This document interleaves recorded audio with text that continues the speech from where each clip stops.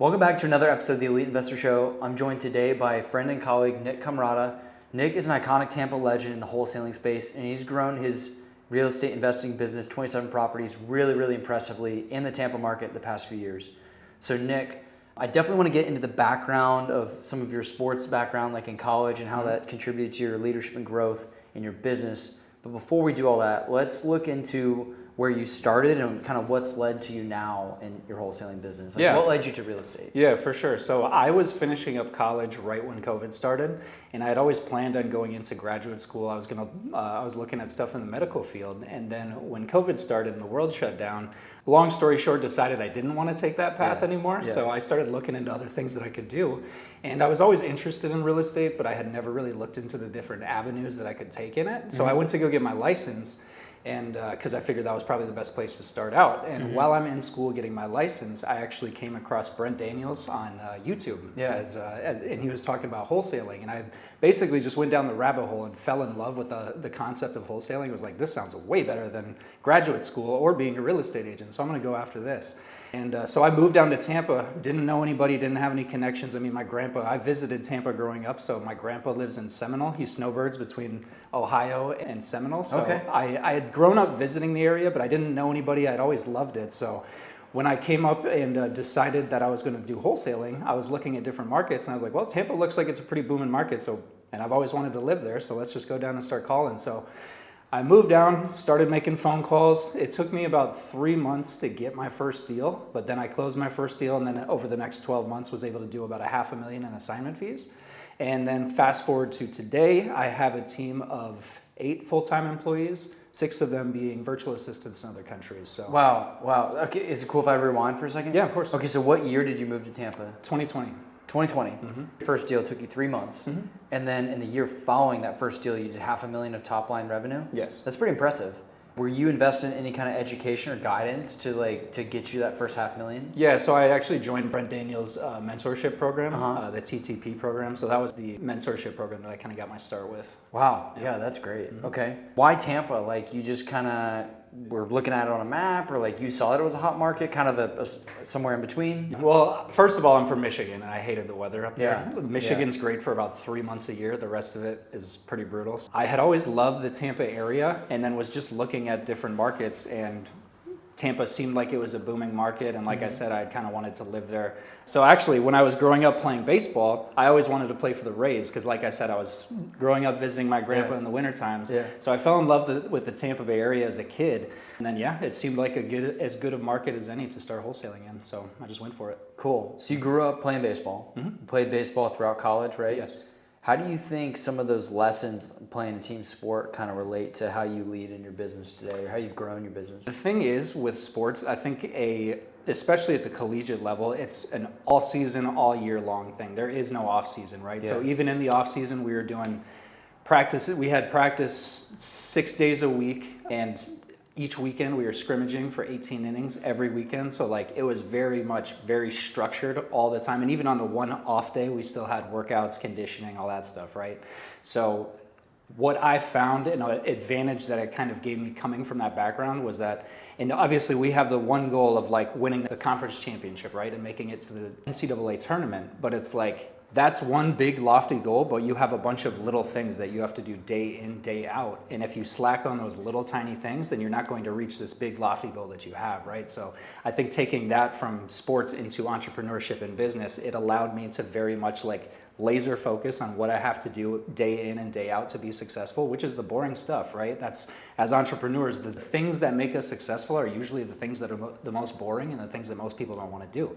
Same with sports, right? You look at people they win the championship, but you don't see all the times that they were running up the steps of the football stadium, right? Or they were up at 4:30, 5 o'clock in the morning going to weights. So having that background and that experience just kind of gave me a little bit more of a perspective of I have to take control of every day, because the little actions every day lead up to large results. And then as I built the team, was able to impart that on them. Yeah. And I don't know if I would have that kind of mindset if I didn't come from sports. That's powerful. The word consistency comes to mind. I feel like every entrepreneur, I guess every person who succeeds in business even, they have these uncanny competitive advantages. Like not everybody has the same competitive advantage. I right. feel like the ability to be consistent for some people, like that person, and I'm not saying this is you, but like that person doesn't necessarily have to be the smartest, and they don't necessarily have to have the best like business idea. And maybe their follow through sometimes kind of sucks, but like if you're just consistent with like a basic plan, it enables so much savage results from what I've seen. So. And I'd say similar things. I say that the dumbest people do the best in wholesaling because they don't have time to overthink. They don't sit there and overanalyze, because especially with wholesaling, one of the biggest problems that people have is analysis paralysis, right? They overthink things. It's a really simple business, and the dumbest people are the ones that they just go out there and do it, and they find results faster because they're taking massive imperfect action versus sitting back on the sidelines and analyzing every little step. This is good. So you've got 5 years of experience running your wholesaling business in Tampa.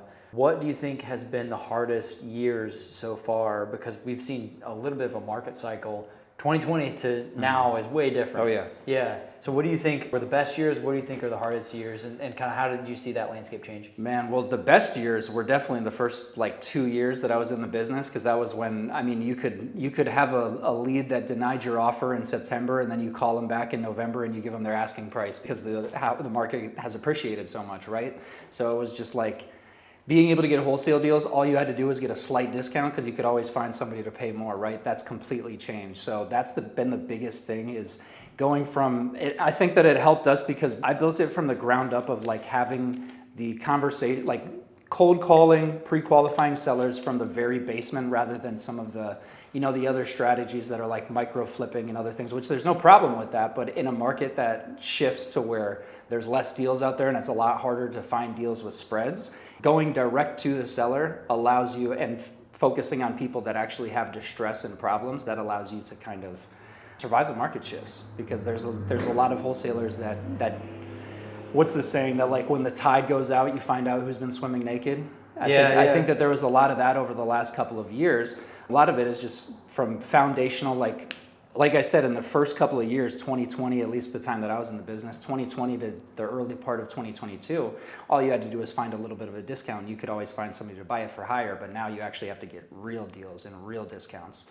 So I would say that the biggest thing that shifted was just that we had to drill down from like being able to have a little bit wider of a net to be able to put a property under contract at, let's say, 65% of ARV and sell it for 70%. Well, now we're having to lock it up at 55 and sell it at 60. So with that, we have to be a lot more focused on who our seller type is and the avatar. Yeah. There's two niches within the real estate professional industry that I think get a bad rap all the time. One is real estate agents and one is wholesalers. Yep. I guess my first question about that is, why do you think that is on the wholesaler side? And then what are some things, because I've kind of seen it firsthand, like what are some things that you're doing different to set yourself apart as a really professional, organized business with some core values where you put people first? Yeah, and I think that's the biggest thing, is putting people first. Like with wholesaling, it's a great business because there's not many businesses that you can legally get in and just start making the kind of money that you do in wholesaling that you can potentially make, especially without having to have a license, any kind of formal education or anything like that, right? But the problem is, with that, the low barrier to entry kind of attracts the people that are just looking for a quick buck. And so unfortunately, there's a lot of people out there that they'll overpromise sellers and they'll completely misrepresent themselves, act like they are the end buyer, they are the know-all be-all of real estate investing, right? And they give them these pie-in-the-sky numbers and set their expectations way too high just to let them down later. And I've heard stories of people like, I mean, we've had sellers that, we had an old lady not too long ago that she was under contract with another wholesaler and she was going up to be with her family in North Carolina. And the night before closing, she had utilities shut off in her house, U-Haul packed up, everything good to go, right? And then the wholesaler, the next morning, she wakes up to an email that just is a cancellation agreement. No phone call, nothing like that, just a cancellation agreement sent to her email with no explanation. So they want their deposit back, I'm sure, too? Yeah, probably, Like, right? Right, so exactly, when you hear stuff like that, those are the stories with wholesalers that obviously catch the attention, and those start spreading, and that's why people have such a bad view of your average wholesaler, which honestly, like, I can't really say that I disagree with, because there are a lot of, like I said, it's a low barrier to entry, and there's a potential to make a lot of money without really having any kind of formal education or licensing that can kind of, license. At least agents have to operate under a license. There's nothing really like that for wholesalers. So unfortunately, you have some bad some bad apples in there. Things that we're doing on our side is we're very much seller focused. We're very honest, right? Like we tell people regularly that we're not really the buyer. Like we're going to find you a buyer. Maybe we will buy it, but most likely what we're going to do is actually bring in a partner. But regardless of what happens, Mr. and Mrs. Seller, you're going to get your price, on the day that we agreed to. Yeah. So it's just leading with just trying to serve people and being honest and setting expectations up front. It makes the conversation so much easier. And when there's problems that come up in escrow, it's a lot easier to handle it because that seller's on your side, right? If you go to a seller and you're trying to tell them that you are the end buyer, you're the person that's going to be sending the funds and all this sort of stuff, and then you have problems on your end with the transaction, well, then as soon as you go back to the seller and have to have any kind of conversations, you lose all trust, right? Because you go from being the buyer to, oh, well, now my partners and all this sort of stuff. That's why a lot of people don't like wholesalers, and honestly, it's warranted. I've done a mix of deals over the years, and I will say most of the deals I've done, if we got three categories, ones where I've been direct to the owner, ones where I bought it off a wholesaler, or ones where I bought it off the market. The first and the third are by far the most I've done. I've bought very few deals from wholesalers. I have done it. But some of the ones I did end up buying, the stories that I get kind of like framed to me about being the buyer, like insane. They're like, hey, when you go over there, the owner might be there. Tell them you're like partners of the GC that we had come the other day, and that like you're gonna be working on the house and like you're kind of under their business. I'm like, what? Yeah, like, it's all a bunch of smoke and mirrors. That's insane. Yeah. Like, can I just be me, like my normal self? Right. They're like, well, we might have to meet you there, and like, Right. it was. I mean, I get the meeting there part to kind of assure there's access, but I'm like, man, can we just be honest? So actually, I would love if we could actually break down the basics of a wholesale deal for somebody who might be listening to this who maybe isn't super in tune with the real estate market. Like, what is wholesaling at its core? Yeah. So with wholesaling, you're basically you're going out and you're finding a deal, and then you're sourcing that to an investor, right? So you're finding somebody that's willing to sell their property at a discount. You're handling all of the negotiations and all, solving their problems, setting up when they're going to close, helping with the moving, all that sort of stuff. You're basically solving the problems, and then you're turning around and you're selling that deal to an investor, right, on a silver platter. So you're going to put the property under contract and then assign that contract to somebody else, and that's wholesaling at its core. It's basically finding an opportunity and connecting it with an investor. But the thing that a lot of people miss about wholesaling is that you're supposed to be that person that's making it just the most stress-free and easy transaction for a seller. What are some things that you think you're doing to make sure that is part of your process? Well, first of all, we make sure that we get good deals so that we can sell them quickly, right? Because the worst thing that you can do is promise the seller this number and then put it under contract too high and then not be able to sell that deal and then have to go back and cancel on that seller when they've made plans, right? When a seller signs a contract, they're already mentally spending that money most of the time. I see so many deals. My buy box is really, really specific. It's like only certain zip codes. Right now, we're really focused on 2 zip codes. But I see so many deals. I'm like, oh, a deal came up. That zip code, I'm like, too high. Like, it's just too high. I try to buy deals deep too, but I'm like, who is buying this flip? Like, it's a wooden flip with stucco over it, and it's from the 40s. And it's like, the price, the ARV is too inflated. The renovation budget is way deflated. Right. It's a lipstick flip that they think is going to cost 10 grand. Like, you're not doing any of that. That's the other thing that I was going to say about a lot of wholesalers is that they highly inflate the ARV and deflate the rehab budget, right? And again, if you're going to go and pitch that deal to an investor, and if you've gone and told that seller that you're the end buyer, right, and then you turn around and you try to sell it and you get feedback from the market, then you're going to have a tough conversation with that seller and you're going to lose a lot of trust. So we try to really be conservative with our offer prices because, again, we're doing a disservice to a homeowner if we lock up a deal too high. And we're doing a disservice to ourselves because our value add is not we're going to pay you the highest price you can get, right? Our value add is we're the easy button.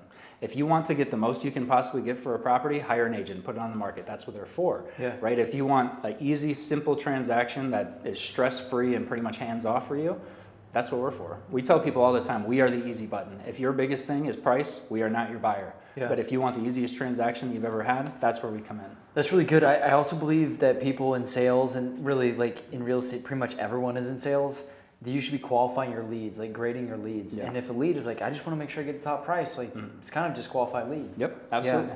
Yeah.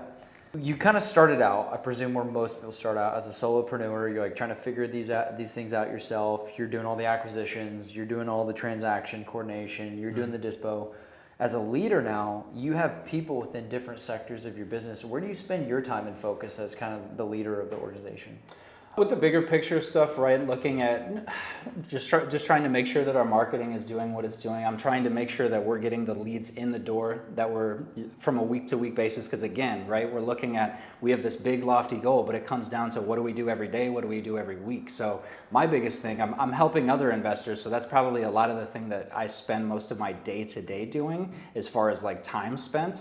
But with my team, a lot of the time it's just continuing to harp on or nail down on like pre-qualifying sellers, making sure that we're dealing with distress.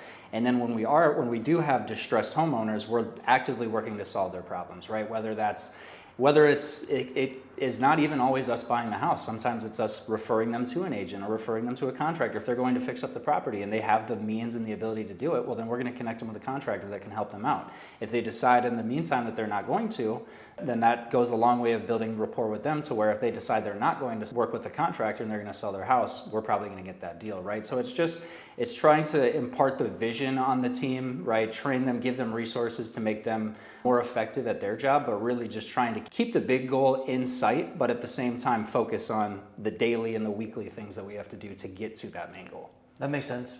What is the most distressed deal that you've seen or that you've personally done? Oh man. Like the craziest one. The most distressed deal. Man, we had one actually not too long ago in Hudson that was on this beautiful golf course. And it's a really nice neighborhood, and it's this great pool home. It was like a 2,000 square foot house. And the guy calls up, we run radio ads here in Tampa. The guy calls off of our radio ads and we go up to see him, and the house is just covered in black mold, bro. Like I'm saying, I don't even know how he was living in it.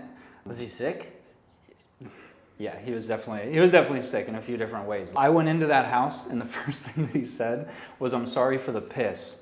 I walk in there and there's bottles and buckets and stuff all over the place that he's just going to the bathroom in and just leaving it all around the property. He ain't. Yeah, no, that's what I'm saying. He's sick in a few different ways, right?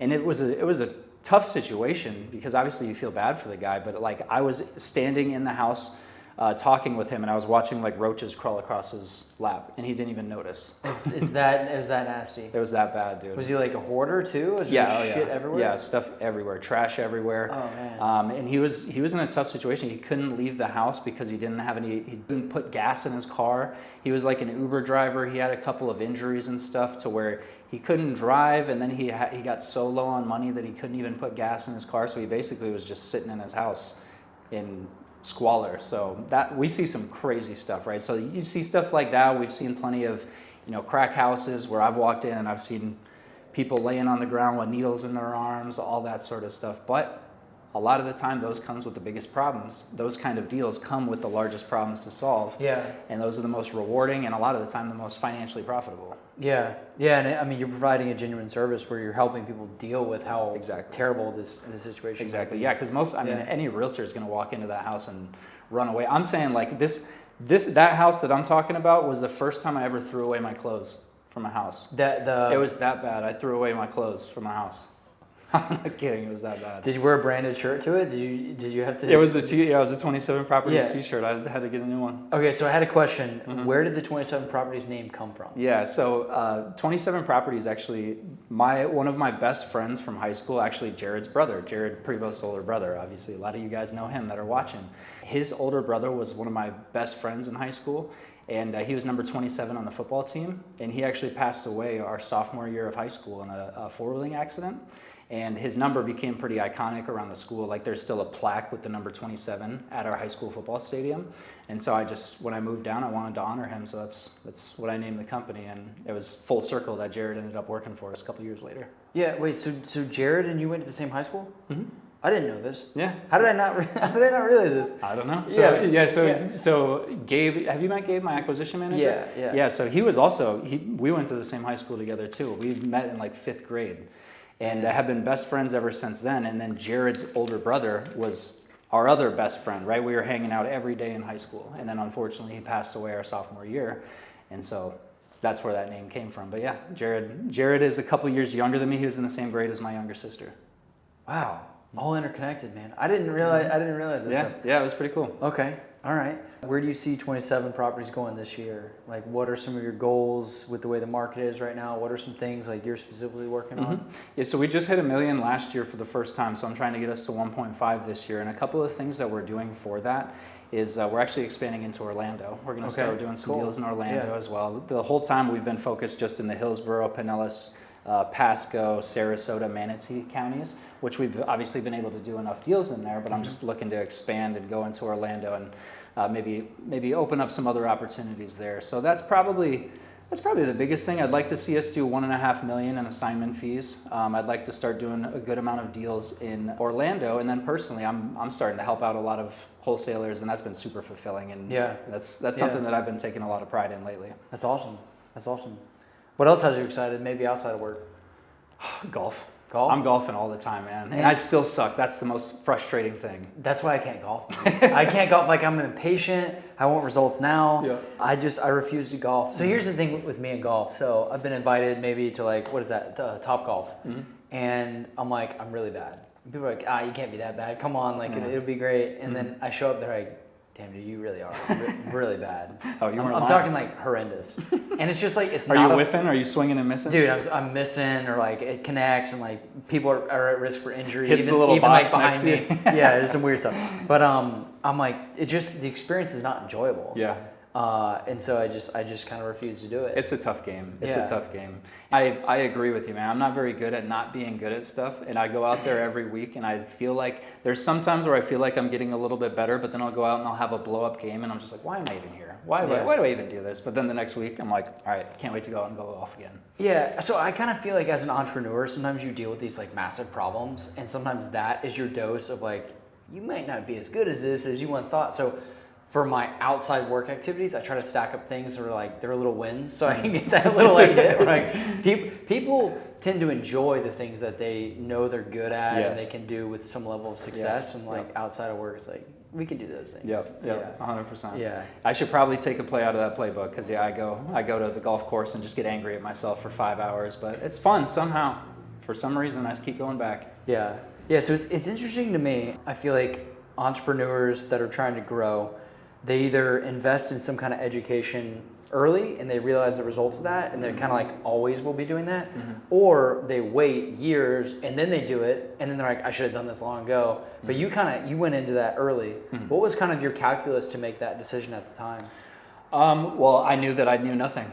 I knew that I was getting into wholesaling and I didn't know anything. So I thought, if I can pay a relatively small amount to be in a room with somebody that has been there, done that, and can show me how to do it, like, I'm a huge proponent of that. Like, if I can pay to cut down the learning curve by months or even years, why would I not do that? And that's exactly what happened, because I could have sat there and I could have toiled around and failed trying to figure it out all by myself, and it could have taken me a year to get my first deal, right? Versus I spend a little bit of money, I invest in a coach, and I'm able to reach that. I'm able to shorten that learning curve and get results a lot faster. Yeah, it's kind of like you're paying for access, and you're paying to shorten that time. Yeah. Well, I mean, look, growing up, I would work with trainers and like coaches and stuff like that. You had to pay for it, but you either do that or you go out there and you just try to figure it out yourself. So yeah, it's easier. Like I said, if I thought about it, like, if I can spend a little bit of money and have access to somebody who's been there, done that, and can show me how to, then I'd be dumb not to. Yeah. Especially coming from absolutely no experience or no connections. Yeah. Do you think you'll always, within real estate, do wholesaling? Or do you think you'll ever branch out to like taking on some of your own flips, or maybe doing some ground up, or doing, I know you do a little bit of lending now, like just private? Yeah, I do some lending. Here's the thing. I look at 27 properties as a way to fund everything else that I want to do. Yeah. And I always do want to have a wholesaling company, right? Because if you do it right, it can be an ATM machine. It can just produce not only deals, and not only can I cherry pick my own deals, like the house that I'm living in right now, I cherry picked from our wholesale funnel, right? It allows you to just be able to extract money from the market without having to put as much risk into the market, right? If you flip a house, and I do flip houses, I flip maybe a couple houses a year, but every time I flip a house, something happens where I'm like, this is why I wholesale. Right? This is why I wholesale. Like, I remember there was one time I flipped a house in Clearwater. Long story short, I flipped this house, put it on, I get it on the market, get a buyer in there, and then the week of closing, I find out that there's a permit from 2001 for a new electrical. I bought the house with one title company that didn't run a permit search because it's not like a thing, it's not like a cloud on title, right? Yeah. So they didn't catch that permit, and then I go to sell it with another title company, Yeah. and I find out, hey, there's an open permit from 2001 for an electrical change out, and for some reason, the only way to close it out, like it couldn't be administratively closed out or anything like that. So my only options were to either tear up all the walls and redo the electric, or I think we ended up giving the buyer like a $5,000 or $6,000 credit or something like that. That's what you ended up doing? Yes, that's what we ended up doing. So I was like, but again, I'm like, this is why I wholesale, because we could have never had to deal with this. Like, yes, maybe we take a little bit smaller of a fee, but then again, we can continue that going, right? It's a shorter cash cycle than if you're flipping a house, right? As a flipper, you get paid absolutely dead last after everybody else gets paid. If there's any money left over, you get paid then, right? As a wholesaler, if you really drill down on the sales and marketing, I mean, in my opinion, it can be a lot more scalable. So I'll always I think wholesaling will always be my base, and I'll always have that as like my main business. But yes, I'm starting to do some more lending. I'll probably flip some more houses as time goes on, but I also like building rentals. Yeah. Or building a rental portfolio. Yeah. There's a valuable lesson in that too. And if I'm doing a project where I closed with one title company or that the seller chose, and like within a year I'm doing it again, oftentimes I'll use that same title company. Yeah. And it's not to obscure the truth or anything. It's just because like go with what you know. Yeah. And so the reason why I do that is because if all conditions are the same, like in other words, we didn't get any crazy new liens on it or we didn't get any code violations, then really you can hold them responsible for the conditions that were there before with their title commitment. So yeah, you're minimizing variables too, and that's another thing that I learned was I did not know that permit searches were not like a standard title thing. Yeah. So that was a tough way to learn that lesson. But again, my point is, if you're wholesaling, this is why I love wholesaling so much. And I have people that, especially if I go to like the RIA meetings, the older dudes, they'll say stuff like, hey, you've been wholesaling for 5 years. When are you going to get into, development or fixing and flipping and stuff like that? And while I can say that I'm interested in that, one of the things that got me here was having tunnel vision, right? And being able to just focus on one thing and stay in my lane. So that's what I've been doing. Yeah. Negotiations, closing a deal, and I think I just posted a video about this the other day, but like, the best way to negotiate is just being willing to walk away from a deal. Right? Yeah, always be a buyer. Yeah, like we're not, there's no magic phrase or term that you can use to convince a homeowner to sell. If they want 200,000 and you need it at 100,000, there's nothing you're going to be able to say that's going to get them to be like, oh, you're right, I'll sell it to you for 100,000, right? Yeah. So you have to, closing a deal and negotiating and like being able to get those opportunities, it's a result of identifying distress, identifying motivated sellers, qualifying them, and working to solve their problems. Are there any specific negotiation little techniques or tips that you use, like stylistically, how you phrase things? I'm always talking to my team about how we frame. Like framing is really big. I don't know if you were on the sales call that we had within the group it was probably a few months ago at this point, but it was all about like your sales language and like, it's kind of like being the hot chick a little bit, right? Like if you're always available, you're like, oh, we can do whatever you want. Like people kind of get the ick a little bit. That's one approach. Like, are there any specific techniques? I actually do something pretty similar to that. It's like when I go on an appointment or when my acquisition manager goes on an appointment, the vibe that we give off is almost like and not in an arrogant way, but almost like hey, look, this is one of 3 houses that I'm going to see today. If I don't buy it, that's fine, right? Like I'm gonna buy somebody's house today. If I can't buy everybody's house that I go see, so or wholesaler, get a deal on or whatever. But like, just being able to walk away from a deal and letting a seller know that up front, that like, hey, I'm not like thirsty for this deal, right? If it works out, great, but if not, I got 2 or 3 more others that I'm going to go see. So love that. Yeah, I think the biggest way that you can negotiate good deals is just by going out, giving an offer, being confident in it, but then also saying, hey, if this doesn't work out, no problem. Yeah. Right? Because then there's going to be I think that there's a lot of sellers that they'll have me or my acquisition manager, we'll go out and we'll have that conversation with them. And then they'll have other wholesalers come into the property that are just trying to get them to sign a contract, right? And they're maybe like pushing on them and stuff like that. I think with wholesaling with distressed sellers, a lot of the time it's a fine line, right? You have to have like your sales hat on, but just as much with wholesaling specifically, you have to be like a therapist too.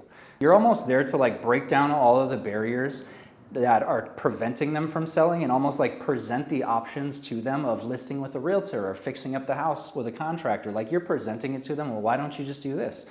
Why don't you just do that? I'm not going to be able to pay you as much as a realtor could get you on the market, right? If you fix it up, you're going to be able to get way more for this property. I'm an investor, so I have to buy this property low enough that I can make some money at it, right? But you're presenting the options to them, but if they're a distressed and motivated seller, they're like, no, I don't want to do it. I don't want to deal with an agent. I don't want to deal with a contractor. I don't want them to steal my money. Like, I've heard all these bad stories about contractors, or maybe they have bad stories from contractors where they tried to fix their house up and they ran off with the money or something like that. So we're almost like pushing them away and giving them all these other options. Yeah. And then they're like, no, this doesn't work. No, this doesn't work. And then it's like, well, you know, we'll buy it, but it's got to be at this price. Some of the best negotiators I've ever seen are people who can get the party that they're working with to arrive at a conclusion and make it their idea. Yes. And I feel like some of the best I've seen do that through asking the right questions, which I think is like where that framing idea comes into play. Yeah, absolutely. I mean, like I said, closing a deal is honestly, it's a byproduct and it's a result of you identifying a motivated seller and asking qualifying questions and breaking down those barriers, right? To where you're the most logical or the most viable option standing after they've looked at all their other options. And then the biggest thing and the next thing is just price. And if it's a motivated seller, then their biggest desire in a deal is not price, right? It's speed and convenience. So if you can present to them like, I am the way that you get speed and convenience. This is another way that you're going to make more money. This is another way that you're going to make more money. But there's going to be time, effort, energy that goes into this, and probably some money. You can definitely take that route, or you can sell to me and I'll make it the easiest deal of your life. Yeah. People, I think, also gauge the competency and intelligence of the person that they're dealing with based on the quality of the questions that they ask. I think that's like part of why I have that viewpoint. And I've seen it be true for me as a buyer as well. You know, I heard this thing once. It was like, if you're struggling with sales, and I don't think you or I struggle with sales. We've certainly grown a lot over the years in that. But if you're struggling with sales, look at yourself and like, are you a happy buyer yourself? Have you ever heard that before? It's like you're so put off by the principle of value exchange, and like you're always fighting for the best deal and like wriggling your way in. Can I get like a little 10% discount or whatever? It's like that's the energy that you're also going to attract. Yes. And absolutely. so I try to peer inwardly. Are you actually a happy buyer? Yeah. Like, are you participating in purchasing, even if it's like going to lunch or whatever? Like, don't be a disgruntled buyer. People pick up on that. Yes, it's like an absolutely. Energy is everything. And I tell our team all the time, like, we want to be confident and curious, right? We're confident. Love that. We're confident in what we can provide for them, and we're curious about their situation and how we can help, right? That comes through on the phone, like smile, little things like active listening, right? When they're talking, you're, oh, okay, nice. Like versus some people are just complete stonewall, right? You ask them they might ask the seller a question, the seller answers, then you hear either some typing or some writing, and then they just ask them another question right after, right? It almost makes that seller feel like they're being interrogated and not having a conversation.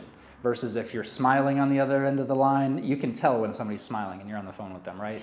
And if they're actively listening, it goes so far in building rapport that, again, the way I look at it is if we're doing that and then the other people that are calling them are not doing that, then we're miles ahead of them. Distinguishing yourself. Yes, and there's been plenty of times that we get a deal and we're not even the best offer. Well, I mean, we've gotten deals where there's offers $15,000, $20,000 higher, but they don't have the trust, they don't have the rapport. People do business with people that they know, like, and trust. Yeah. So we're just trying to get people to know, like, and trust us. I like that. You're a big reader too, aren't you? Yeah. Yeah. What's a book or maybe some books that you'd really recommend to somebody if they're looking to start on their entrepreneurship journey? The number one book that I tell people to read is The Go-Giver.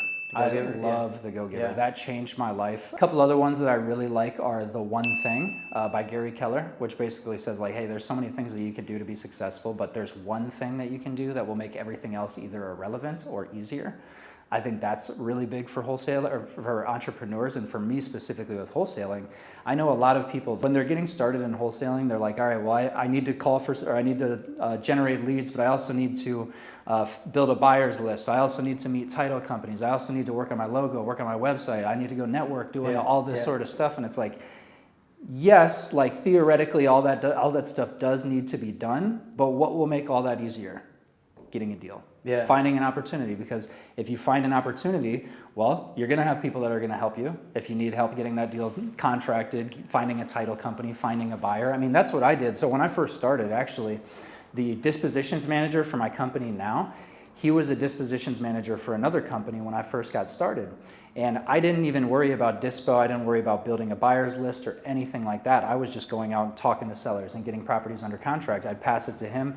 He would dispo it. We'd split the deal 50-50. But like that whole time that I was starting to get deals, I would immediately get back on the phone and start calling for my next one, right? Because a lot of wholesalers, what they'll do, especially when they're just getting started out, is maybe they're making calls and they're doing lead generation for so long, and then they finally get a contract and they're like, okay, now I need to find buyers. So now they're trying to find buyers, they're marketing for buyers, then maybe there's title issues, or maybe they locked up the deal too high, or something happens to where that deal falls out, and now they're at square one and they haven't been marketing for sellers for the last 2-3 weeks, right? Yeah. So I didn't want that to happen to me, so I just focused on one thing. I mean, the one thing really helped with that. That's good.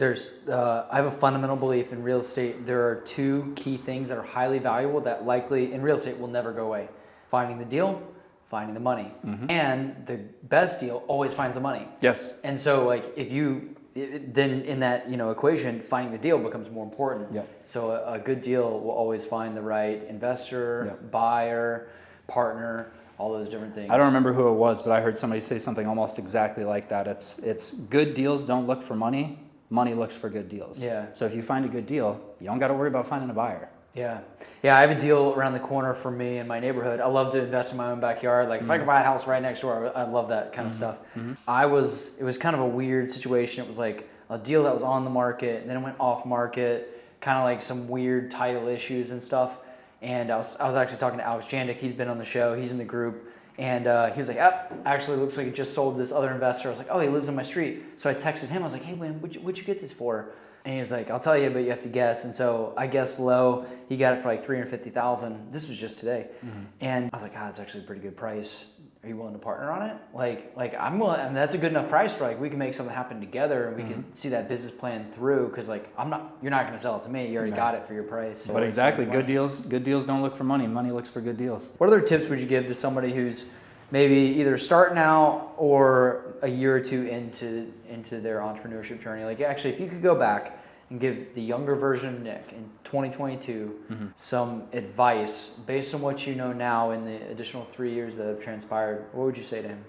I would say to keep doing what works until you see like the diminished, what is it called? The effect of like diminished returns or something like that. Like if something works, keep doing it until it stops working to that extent, right? Like with cold calling, like I spent a lot of time messing around with PPC, PPL, all these different marketing channels because I'd started building a business out of cold calling. So I'm like, oh man, now I need to transition to inbound leads. I need to start getting the leads coming into us, right? So I get my focus away from the sales training and pouring into my team and making sure that we're getting the amount of calls in that we need to on a daily and weekly basis, because I'm getting shiny object syndrome with PPC and PPL and all that sort of stuff.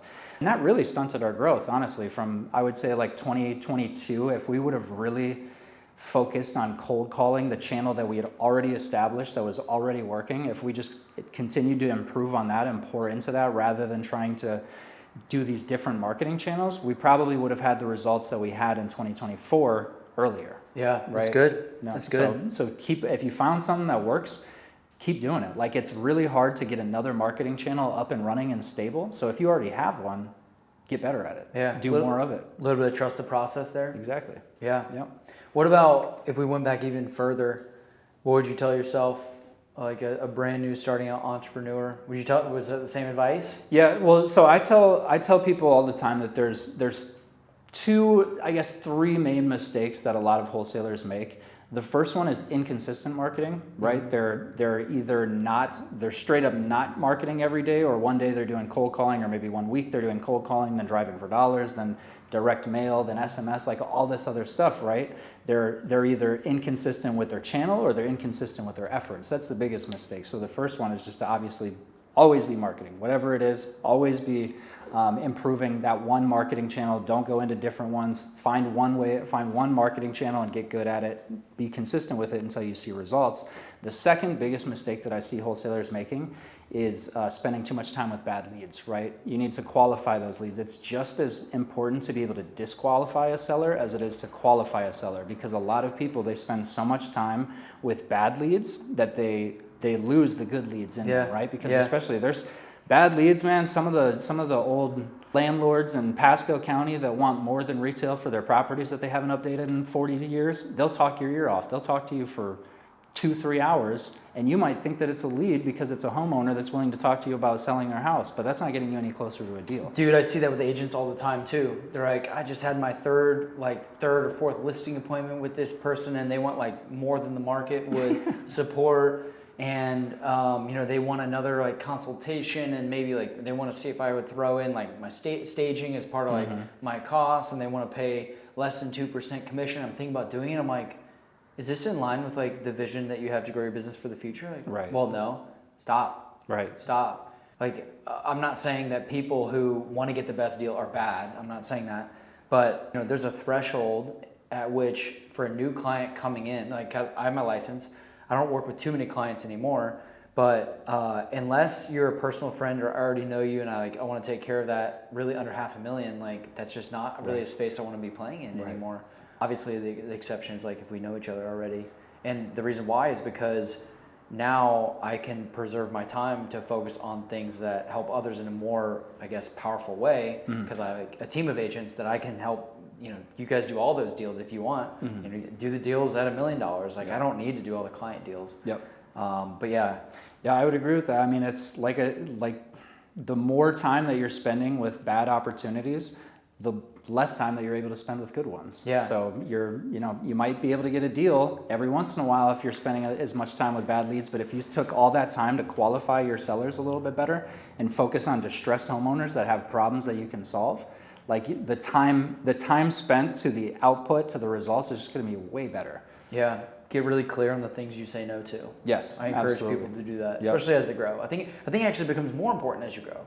Yeah. Yeah, 100%. I mean, I was just having a conversation with my lead manager and acquisition manager this morning about that. Like, hey, let's clean the system out of these. Let's clean our system from all these leads that we have in here that aren't distressed. They don't have an ugly house. They don't have a defined timeline, right? If there's somebody that was pushed in from one of the cold callers or came from one of our other marketing channels, and their biggest motivation is like wanting to downsize to be close to their kids. Yeah. Or their timeline is whenever I get the right offer, that's not a lead. Yeah. I mean, it may potentially be a lead, but like that's something that we're going to have to put in a lot of work and following up with, and then hoping to maybe catch them on a day where something has fallen apart and they've become super motivated. That's a possibility, yes. But we're going to be much better off cleaning out our system from all the tire kickers and focusing on the people that actually have real problems and defined motivations and timelines.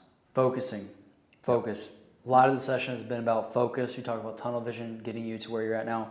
Do you think that's your unique advantage? I would say so. Cool. Yeah. That was going to be my last question, but you kind of went there with it. Yep. What is your unfair competitive advantage? Just Tunnel maintaining that focus. Keeping the main thing the main thing. Cool, man. Well, thanks for joining us today on the Elite Investor Show. Absolutely. Appreciate it, man. It's a pleasure Good to see you, here. Nick. Thank you. Yeah.